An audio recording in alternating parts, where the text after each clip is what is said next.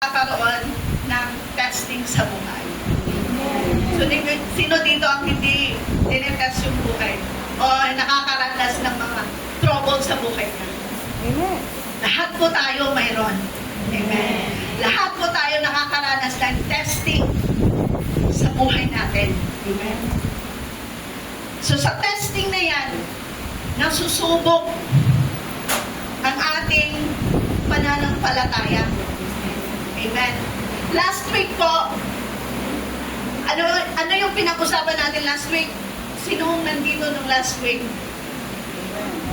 Amen. Fighting for our faith.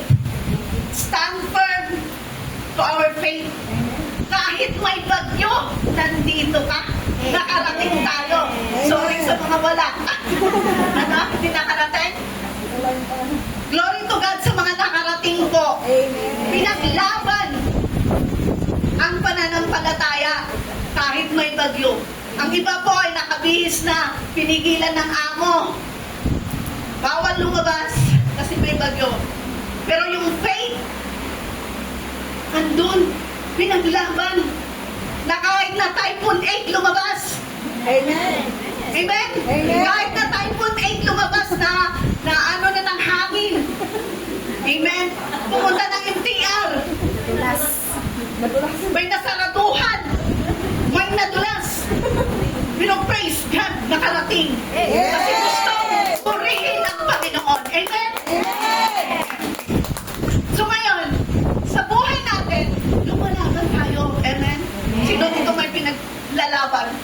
Amen. Ano yung mga pinaglalaban natin? May pinaglalaban tayo, amen? Amen. Yung faith mo, pinaglaban mo. Kaya ka nakarating ngayon. Amen? Kaya tayo nandito kasi may Wala nang palataya. purpose. Amen? Kasi may purpose. Ano ang purpose natin? Para sa Diyos. Purihin ang Panginoon. At makilala siya. Amen? Sa buhay natin, may laban. Amen? Lahat tayo lumalaban. Kaya ka nga humihinga ngayon. Amen? Kaya tayo nandito kasi lumalaban tayo. Amen? Lumalaban ka. Ngayon yung last week, pinaglaban mo yung faith mo. Ngayon, ipaglaban naman natin. Ano kaya? Ang kaibigan mo. May kaibigan ba tayo? Friends! Wala akong friends, Pastora. Ayoko ng friends. Ayoko ng friends. Sabi dito sa James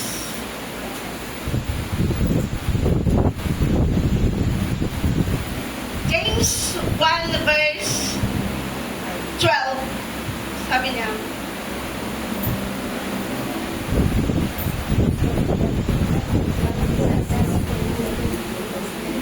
basa. God blesses those who are patiently endure testing and temptation.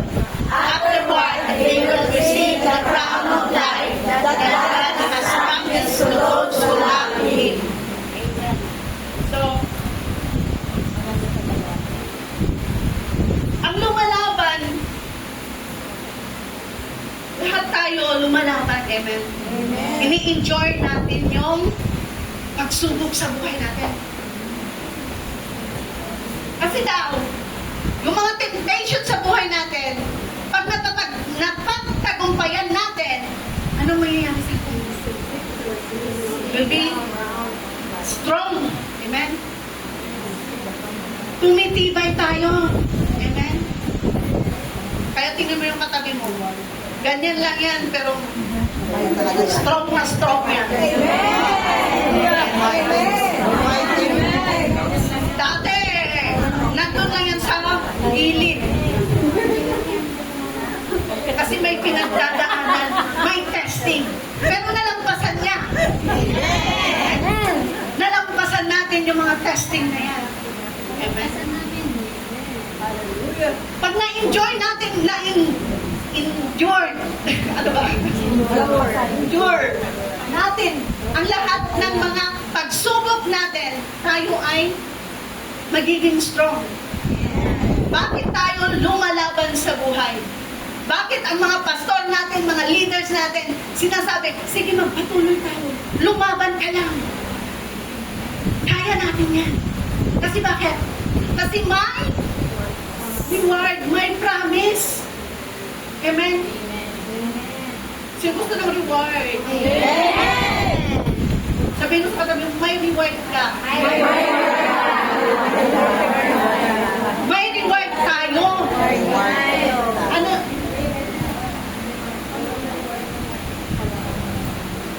Dito sa message, sa ibang translation, ang rewards niya is life and more life. Buhay. Kaya ka nandito ngayon. Lumalaban, patuloy, hindi sumusuko. Amen. So kung pinaglalaban natin ang pananampalataya natin, mayroon din tayong pinaglalaban ng mga kaibigan. Amen. Dito ng mga kaibigan. Wala na mga kaibigan. Ayaw namin ng kaibigan. Pamilya na lang. Okay naman yun. Amen. Kung ayaw mo ng kaibigan. Pero, may sinasabi ang Bible tungkol sa kaibigan. Amen. Basahin po natin sa Ecclesiastes 4, 9 and 10.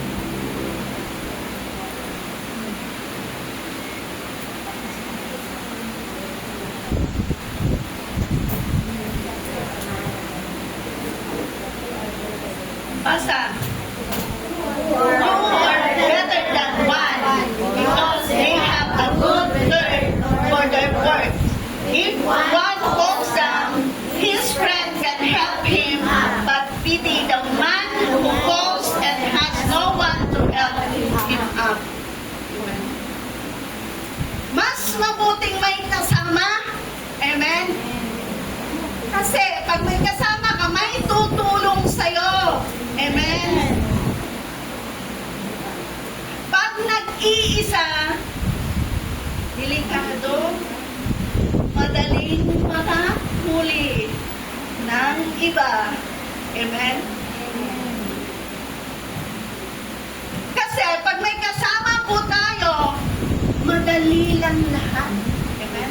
Glory to God, dito sa JCTV, nagtutulungan. Amen. Madali lang ang trabaho. Amen. Madali lang ang trabaho pag may kasama. Madali lang din ang problema pag may katuwang ka. Amen. Mahirap na yun, mag-isa ka lang. Pero mga nag-iisa, nasa sulok lang, pag may problema, ano nangyayari sa kanila? Mababaliw daw. Iyak ng iyak. Mag-isa lang daw. Walang nagbabansarin.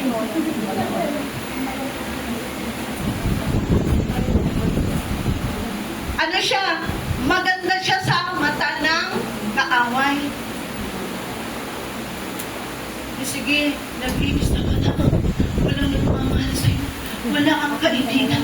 Iniwang ka ng lahat. Sige, tumalong ka na. Diba?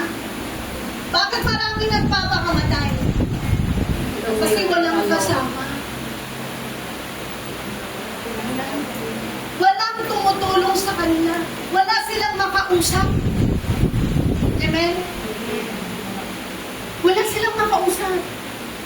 Sino nakakausap? Nag-e-inject ng negatibo. Kaya, sino dito ang gusto mapag-isa? Ayaw ko ng kaibigan kantora, gusto ko mapag-isa.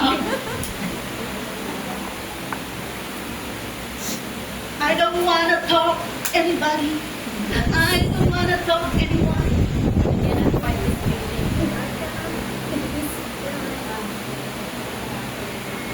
Gusto ko lang, dito lang. Pero alam ba natin, pag nag-iisa tayo, yung kaaway, gusto ka.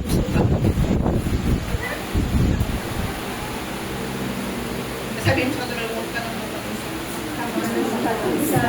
Huwag ka nang mag-isa. May kaibigan ka. Amen? So yung mga kaibigan natin, pwede naman natin yung ipaglaban. Pero piliin natin yung mga kaibigan na totoo. Kasi mayroon talagang kaibigan na totoo. Amen? Amen. Sabi dito sa yung friends daw, pag tunay na kaibigan, eto siya, forgive, respect you, involve you, encourage you, lead you, deserve you, and support you. Yan ang mga kaibigan. Yung mga kaibigan na nadapa ka, anong ginawa? Tinamaan ka.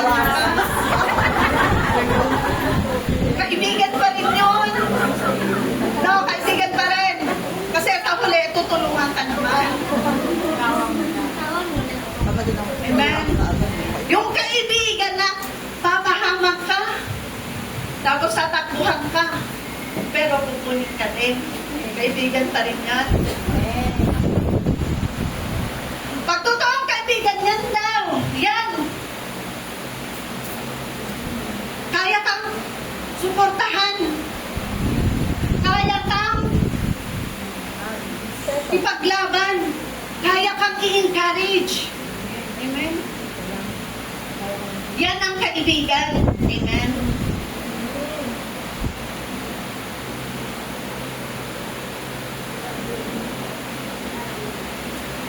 Ang mga tunay na kaibigan ay pinaglalaban. Amen? May makakaibigan po ba tayo na kaya natin ipaglaban? Hindi, kasi malaki na katawan.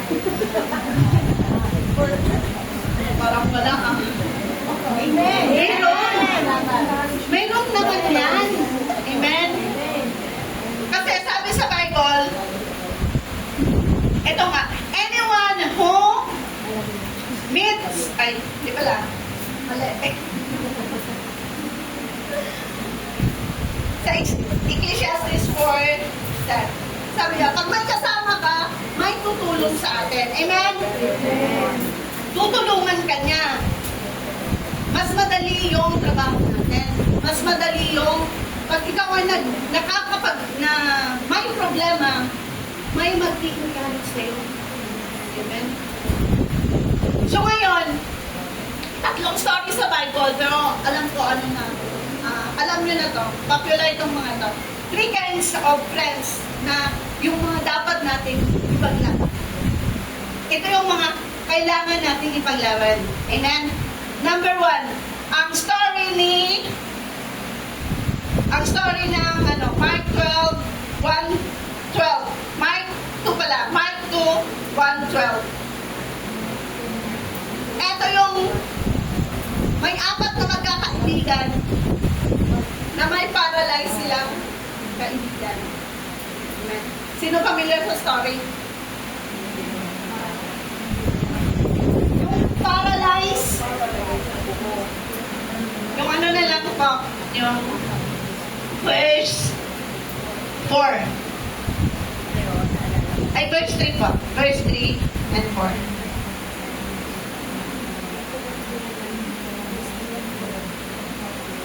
Ito yung sige, basahin po natin. When Jesus returned to Capernaum several days later, and news spread quickly that he was back home. So the house where he was staying was so packed with visitors that there was no more room even outside the door. While he was preaching God's word to them, 4 men arrived carrying a paralyzed man on a mat. So itong 4 na magkakaibigan, may isang paralyzed lasadong kaibigan. So ngayon si Jesus, sa panahon natin ngayon, ano siya?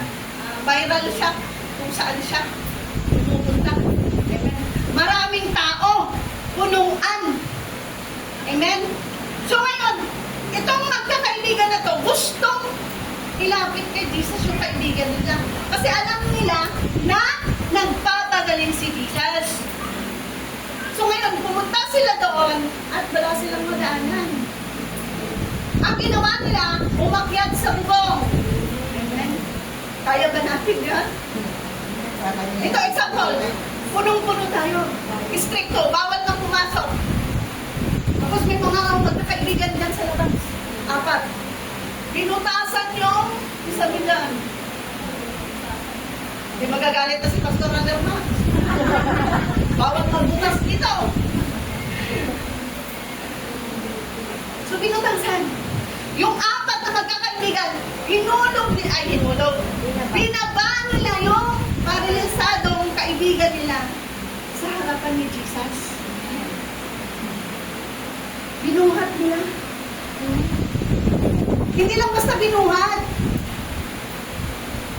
Dinahandahan para hindi siya masaktan. Minsan tayo, sige dyan ka na. Tal, magagalingin ka naman ni Jesus. May gano'n tayo minsan, ihahatid mo, pero iwanan mo din. Yan ka na, bahala ka na dyan. Kanya-kanya tayo ngayon, nakita ka. Pero yun sila, dinahandahan nila. Minsan may mga kaibigan tayo na kaya niya tayong buhatin. Amen? Minsan hindi na tayo makagalaw.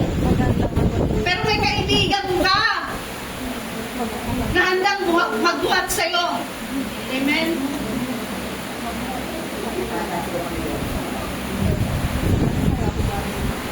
Ito yung kaibigan. A friend who will carry you when you can no longer move. Basta radyo, pakita mo yung picture. Ayan. Ito yung kaibigan na pag bubuhatin ka, ilalapit ka sa Panginoon. Ito yung kaibigan na kaya kang ipaglaban. Amen? Na kahit hindi ka na makagalaw, pilit kang dadalhin sa paanan ng Panginoon para lang ikaw ay mabago. Amen? May kaibigan po ba tayo? Sa mga kaibigan dito na nagdala, napasalamatan na po ba natin sila? Kung ikaw ay in-invite na kaibigan mo na simba, pumunta po tayo. Yung kaibigan na yan, nag-iisa lang yan. Sa labas, mahirap kang makakita ng ganda. Ilalapit sa Panginoon. Sa panahon ngayon, pag nagsasalita ka ng salita ng Panginoon, nilalayuan ka. Amen? Ayaw nilang makinig. Pero mapalad ka, kapatid, kung ikaw ay may kaibigan na dadalhin ka sa Panginoon. Amen. Yan ang kaibigan na kaya natin ipaglaban. Huwag mo nang bitawan yung kaibigan na yan. Amen? Amen. Mabilis lang tayo, pangalawa na. Ang kaibigan na ito ay sina Jonathan at David. Sino pamilyar sa story nila? Si David at saka si Jonathan. Ito yung kaibigan na kaya kang protektuhan. Sa story ni Jonathan at ni David, mababasa po natin sa 1 Samuel 18 verse 1.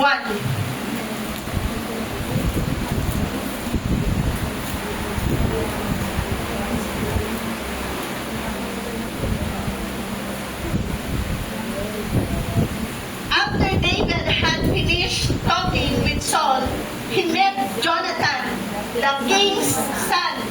There was an immediate bond of love between them, and they became the best of friends. BFF sila.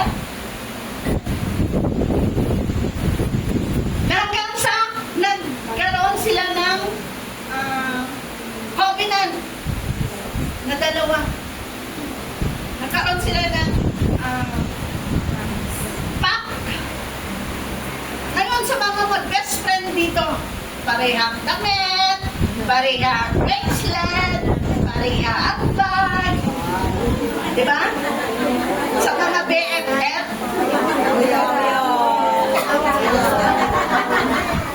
couple shirt, mga ganon. Diba? Si David at saka si Jonathan, nagkaroon sila ng covenant. Amen? At si Jonathan, anak siya ng king, give up niya na lahat. Binigyan niya yung kanyang robe. Ay, ano ba yung tawag? Malaban. Yung damit niya, yung espada niya, isa siyang prinsipe.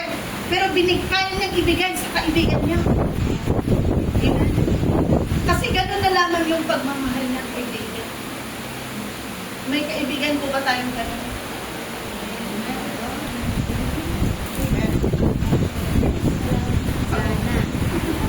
Amen.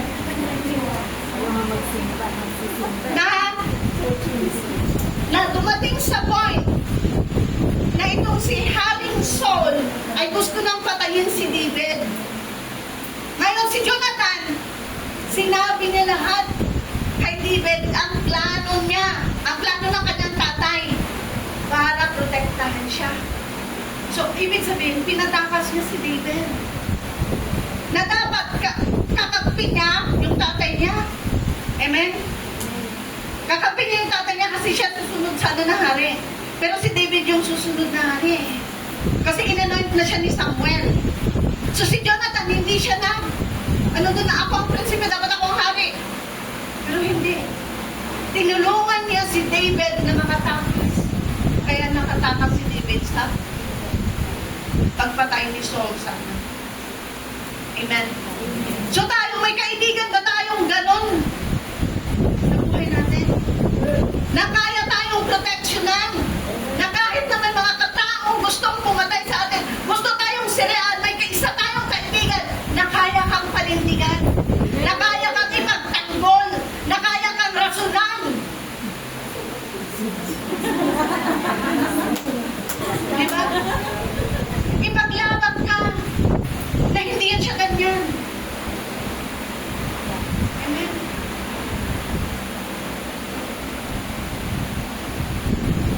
Yan yung kaibigan na kayang i-give up lahat. Mahatid ka lang sa NPR. Mahatid ka lang sa airport. Diba? Mga kaibigan tayo doon, kahit na may trabaho. Sige, may hatid lang ako kaibigan. May hatid lang ako, magsisimba siya. Kasi hindi ko day off. Amen? So, hindi lang si Jonathan. Si Jonathan, ang meaning pala ng Jonathan na pangalan ay God has given.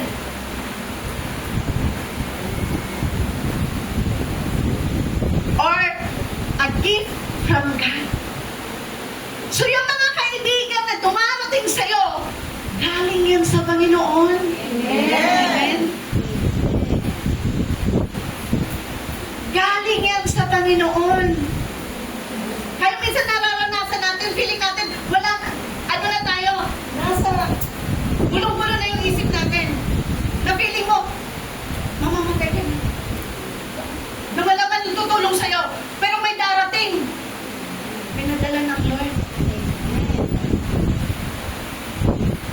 Natutulong sa'yo. Na magyayakap sa'yo. Para lang ma-proteksyonan ka. Na nakakausapin ka. I-encourage ka. Sis, nandito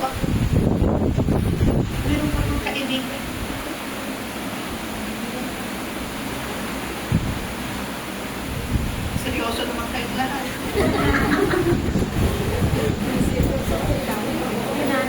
Yan yung kaibigan na kailangan natin. Amen. So, hindi lang si Jonathan at saka si David. Amen. Ang pangatlo at last po ay si Jesus at si Lazarus. Na pamilya. Si Jesus at si Lazarus, magkaibigan po. Amen. Basahin ko natin sa John 11:11.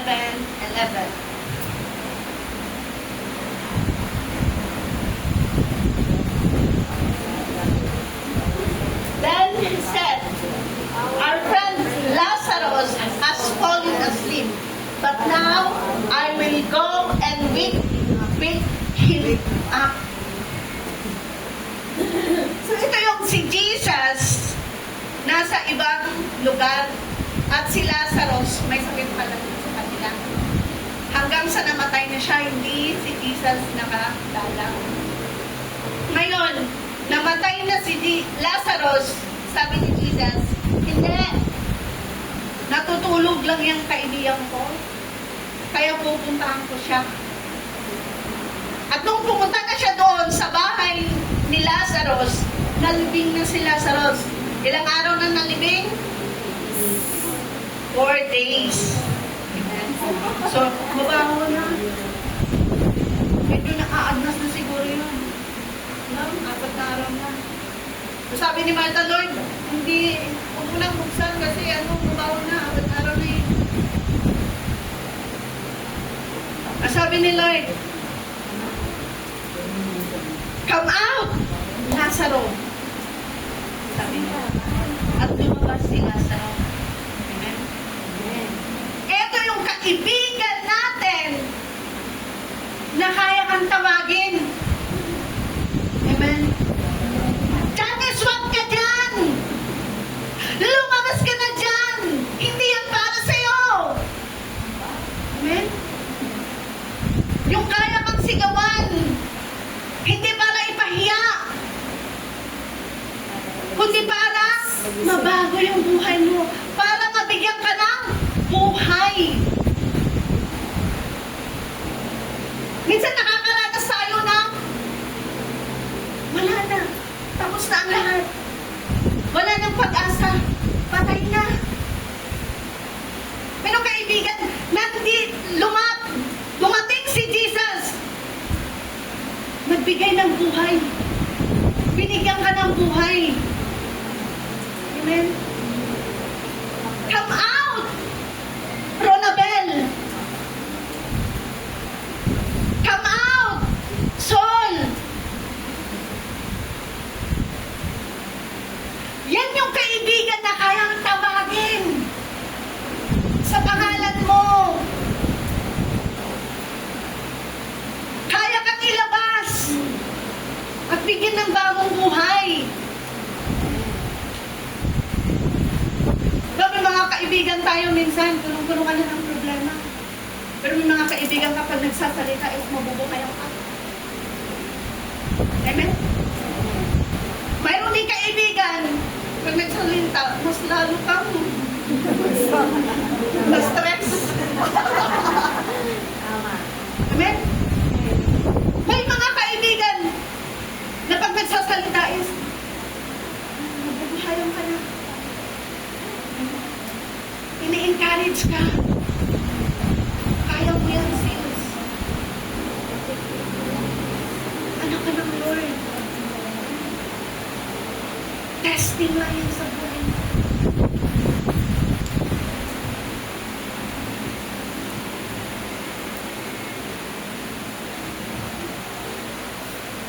Yung akala natin, pangarap natin, tapos na. Pero may kaibigan kang gusto mo, porta sa'yo.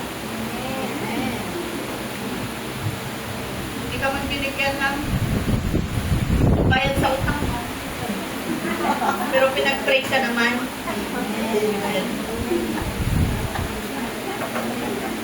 Hindi man ang galing sa doon sa yung support niya sa'yo. Pero pinag-pray ka niya. Yun ang kaibigan, kapatid.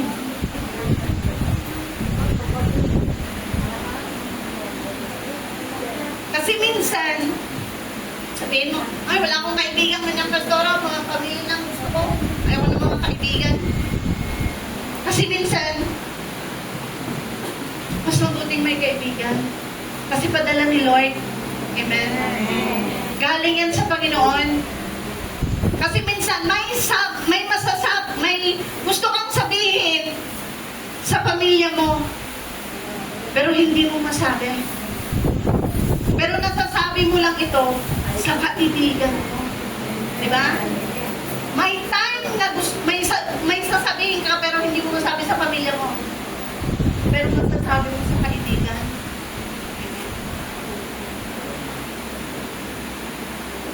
Ito yung mga kaibigan na kaya kang ipaglaban. Na kaya kang buhatin. Ito yung mga kaibigan na kaya kang protektahan.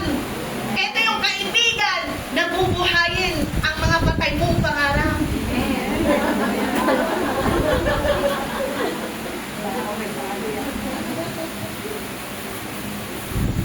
Di ako marunong sumayaw. Di kaya mo yan, sis. Di ka tutulak.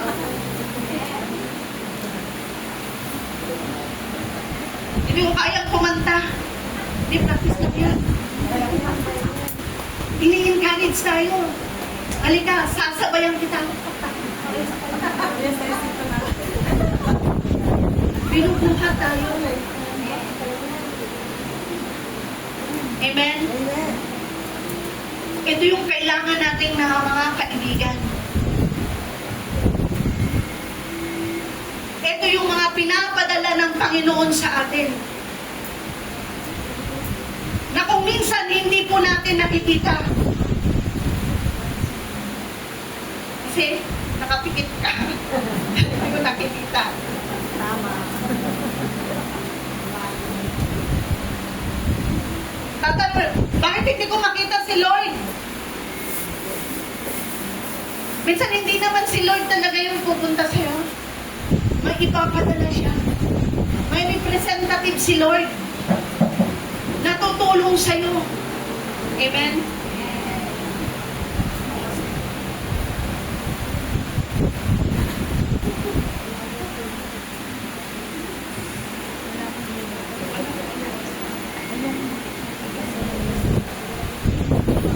So bakit tayo pinapadalhan ng Panginoon ng mga kaibigan?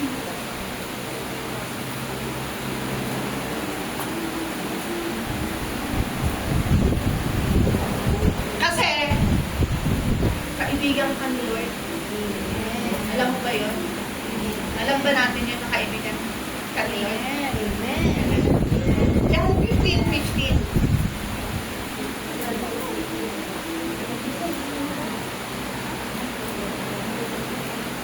Sabi niya dito, I no longer call you slaves because the master doesn't confine in his slave.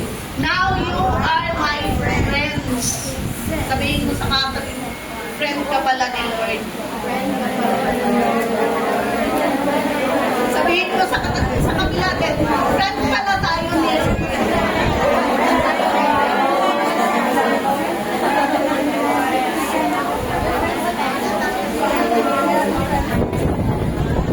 Friend pala tayo ni Lord. Since I have told you everything the Father told me. Kaibigan ka ni Lord kasi lahat sinabi niya na sa'yo. Ang tungkol sa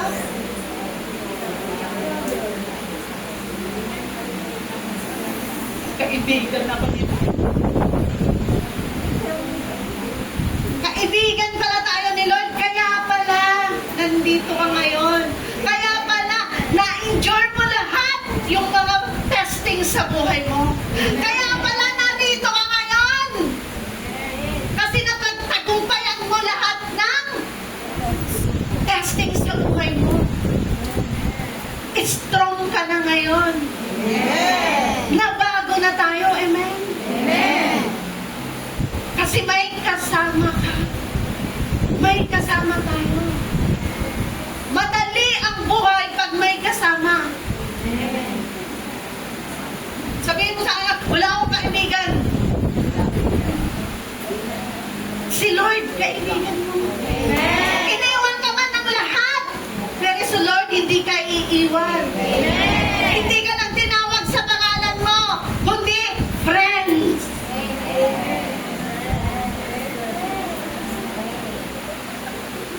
Friends, sabi ni Lord sa'yo. Amen?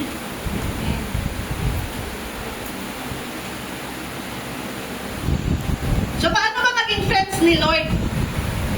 Kasi ang dami kong friends sa Facebook. Pini-friend request ko sila, hindi naman ako inasa. Si Lord ba? May requirements din? Kapatid?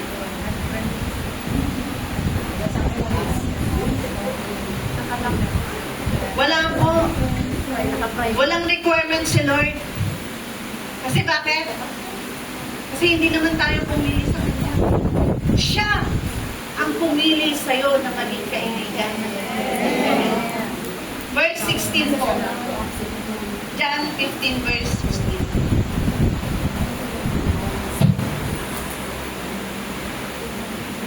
You did not choose me, but I choose you and appointed you to go and bear fruit, fruit that will last. Then the Father will give you whatever you ask in my name. Pinili po tayo ng Diyos. Amen. Walang requirements kung kaibigan siya, kaibiganin siya. Siya ang pumili sa'yo, sa akin, tayong lahat. Pinili ng Diyos. Amen? Pero Pastor, bakit hindi ko siya ma-chat? Wala ka naman siguro pray kapatid. Kaya hindi siya nag-chat. Read the Bible para mag-reply siya. Amen. Ay, walang sagot si Lord sa akin. Nag-pray ka ba?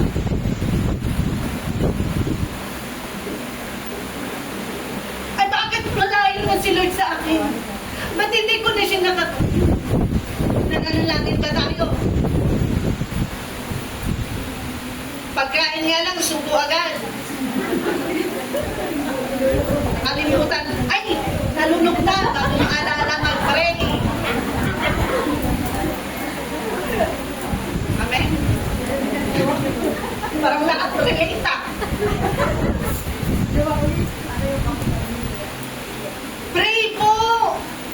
Para makausap mo si Lord. Magbasa po tayo! Amen? Gusto natin ang kasagutan, hindi naman tayo nagpipray. Basta alam mo na yung Lord. Alam mo na yung Lord.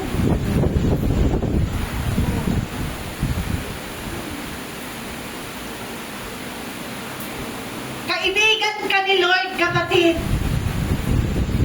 Diba mga kaibigan dito, pinag-uukulan ng panahon? Si Lord, pinili tayong kaibigan.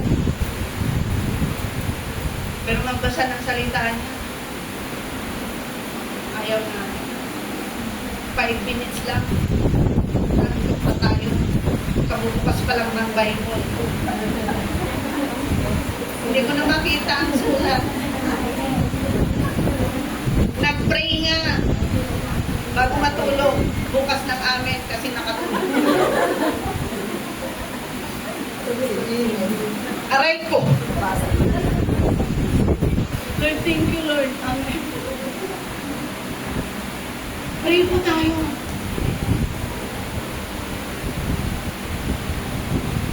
Si Lord, na naging kaibigan mo, binuhat ka.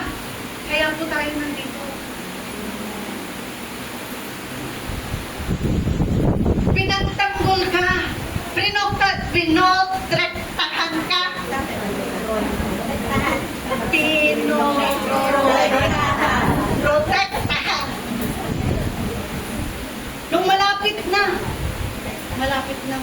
dun, malapit ng madapa. Sa malapit na. Kaya, yung 30. Amen? At binigyan tayo ng buhay ng Panginoon. Kaya marami pong salamat sa mga kapatiran natin na nadala po dito. Yung mga kaibigan po na yan ay talaga pong galing sa Panginoon. Amen. Mahalin po natin. At tayo naman po yung magbuhat sa kanila. Tayo naman po yung magprotekta sa kanila. Tayo naman po yung magbigay buhay sa kanila. Amen. Kasi lahat ng yan po ay galing sa Panginoon. Amen. God, He has done great things in our lives. So, itong awit po na ito, napaka-anointed po. At tayo pong lahat ay tumayo.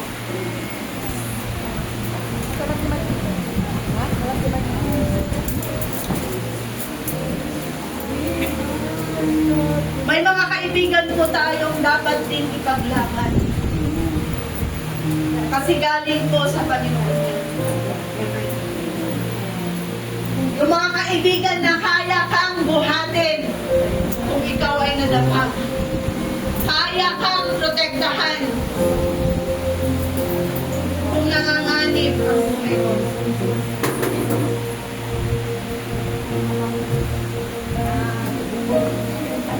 Oh, Jesus.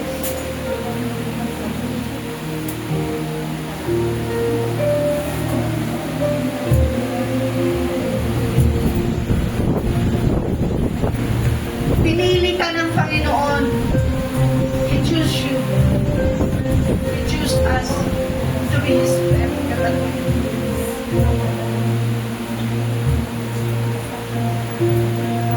Let's sing together.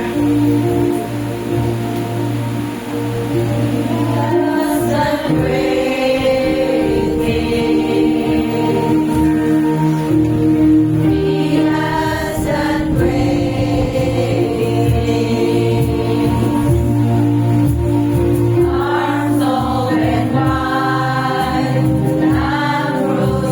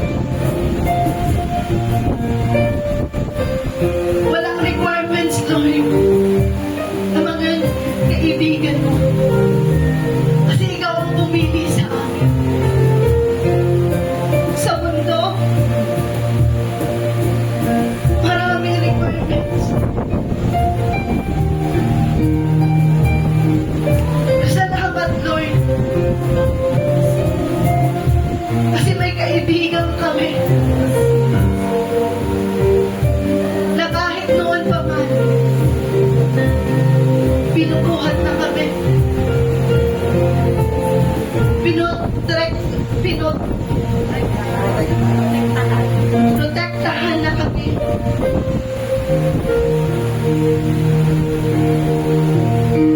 Binigyan ka ng bagong buhay, Panginoon. Kapatid, kung lahat ng mga kaibigan mo iniwang ka, may nag-iisa kaibigan na handa kang ipaglaban, na handang baguhin ang buhay mo.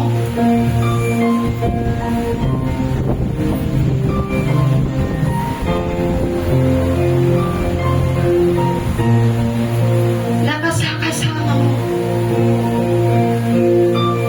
sa anumang oras. He will never leave you nor forsake you.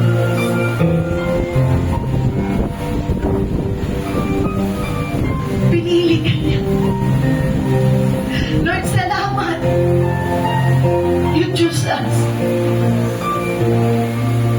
Hindi kami pumili sa'yo, Lord.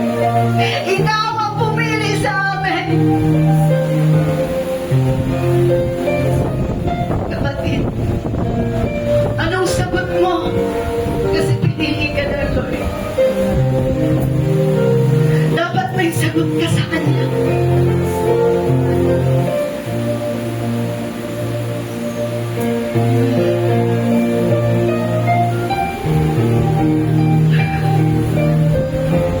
Close your eyes. Talk to Him. Talk to Jesus.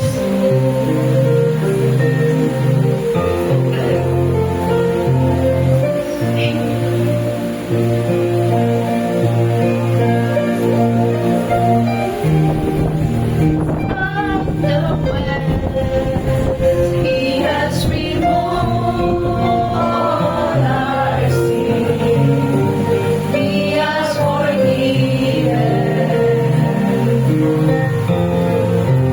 by His blood. Thank you, Lord. Thank you, Jesus.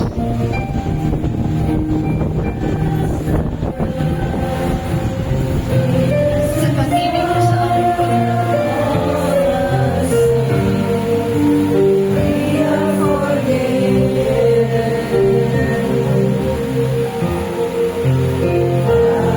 He has done great things in our life, kapatid.